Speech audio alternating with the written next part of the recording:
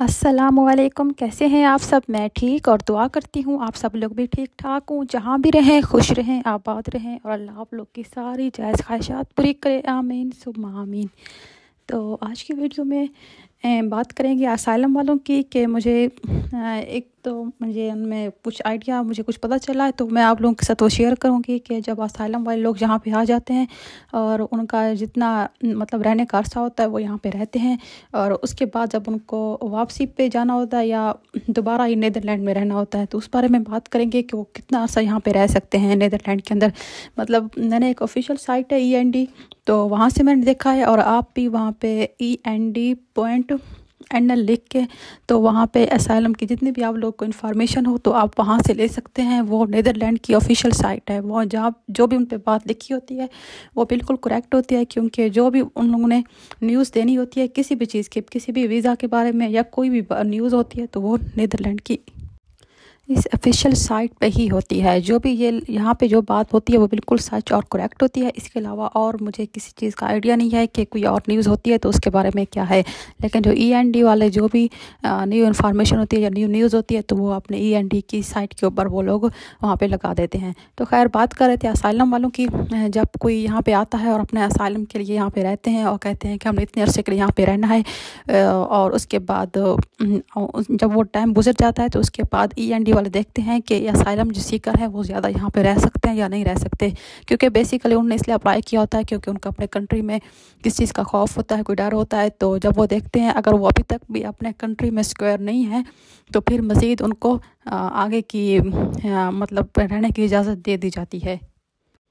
तो असाइलम सीकर अगर 5 साल नीदरलैंड में रहते हैं और उसके बाद भी वो अपने कंट्री में वापस नहीं जा सकते, मुसलसल 5 साल रहने के बाद भी वो यहाँ पे रहते हैं और फिर भी अपने कंट्री वापस नहीं जा सकते, उनको वहाँ पे अभी भी किस चीज़ का खौफ होता है या उनके हालात फिर भी अभी भी ठीक नहीं हुए होते, तो फिर उसके बाद नीदरलैंड वाले जो END वाले वो उसके बारे में उनकी इंफॉर्मेशन वगैरह लेने के बाद फिर उनको यहाँ का रेजिडेंट्स देते हैं। लेकिन उनको इसके लिए भी यहाँ का एग्ज़ाम देना होता है। या ये बात भी लिखी हुई है END की साइट पे, आप जाके देख सकते हैं।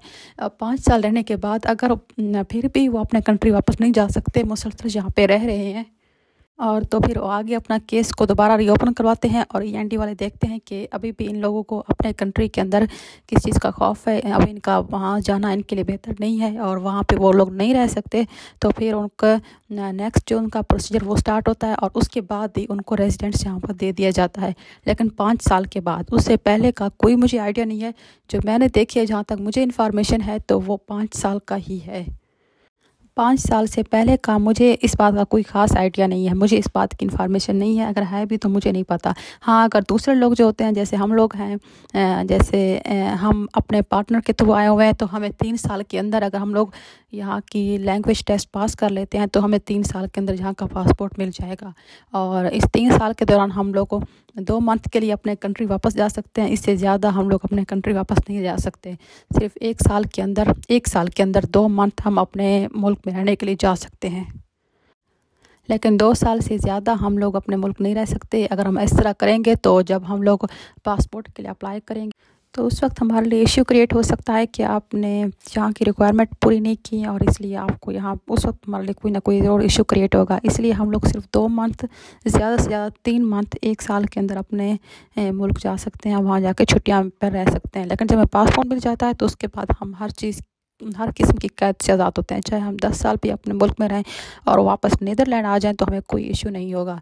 इसलिए हमारे लिए 3 साल का होता है, और जो असाइलम सीकर होते हैं तो उनके लिए 5 ईयर का होता है, यानी कि 5 साल के अंदर उन्हें यहाँ पे रहना होता है। और उसके बाद ही आगे का फिर उनका जो प्रोसेस होगा देखा जाएगा कि वो इस मुल्क में रह सकते हैं नहीं रह सकते।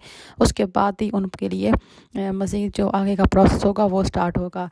तो यही इसके अलावा ये भी होता है कि असाइलम वाले कुछ लोग जो होते हैं वो यहाँ पे मतलब यहाँ पे रह लेते हैं, और काम वगैरह तो उनको जितना उन्हें काम करना होता है, आई थिंक 38 है, पता नहीं इतने आवर्स होते हैं उन्हें पूरे मंथ में यहाँ पे काम करने के लिए होते हैं, क्योंकि उनको हर तरह की सहूलत फराहम की जाती है। इसलिए ज़्यादा देर वो लोग यहाँ पे काम भी नहीं कर सकते, क्योंकि जो गवर्नमेंट होती है सब कुछ उनको पहले से ही फराहम कर रही होती है। उनके खाने पीने, उनको रिहाइश और उनके दूसरे जो होते हैं हेल्थ के जितने भी चार्जेस होते हैं वो सब गवर्नमेंट की तरफ से उनको दिए जाते हैं। तो अगर वो थोड़ा बहुत काम करना चाहें तो इस दौरान वो लोग लैंग्वेज भी सीख लेते हैं।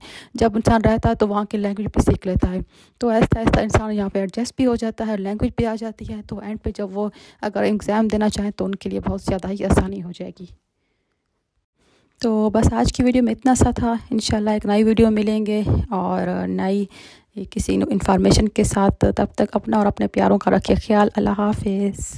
और हाँ, आपको कोई इन्फॉर्मेशन अगर नीदरलैंड की चाहिए तो उसकी ऑफिशियल साइट END.nl पे जाके देख सकते हैं। वहाँ आपको इसकी पूरी जो भी इन्फॉर्मेशन होगी वीज़ा की, असाइलम की, सब कुछ आपको वहाँ पे बिल्कुल करेक्ट मिल जाएगा। जो भी उनकी बात होगी वो बिल्कुल ठीक होती है। वो लोग बिल्कुल, उनकी ऑफिशियल साइट है और वहाँ पे वो बिल्कुल जो भी बात लिखते हैं वो बिल्कुल सच होती है।